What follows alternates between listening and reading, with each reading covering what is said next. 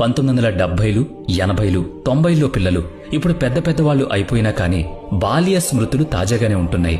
Internet లేదు, smart phone లేదు కనుక మనుషులు ఒకరితో ఒకరు నేరుగా మాట్లాడుకునేవాళ్లు.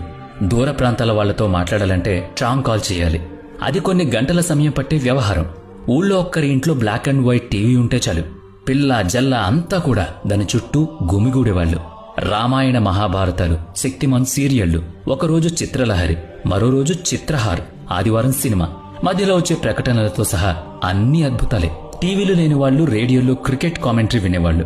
రహదారుల మీద అంబాసిడర్ కార్లు తిరిగేవి, బజాజ్ స్కూటర్లు పరిగెట్టేవి, హీరో సైకిళ్లు నడిచేవి. మారుతి 800 కార్ అంటే అబ్బా అదో గొప్ప, యమహా RX100 సౌండ్ వింటే అదో కిక్కు.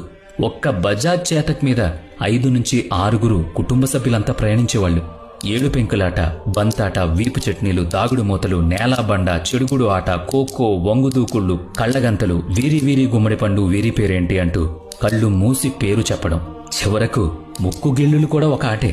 జారుడు బల్ల, తూగుడు బల్ల, అవ్వాబచ్చ ఆటలు ఇక వీటికి కొదవేలేదు.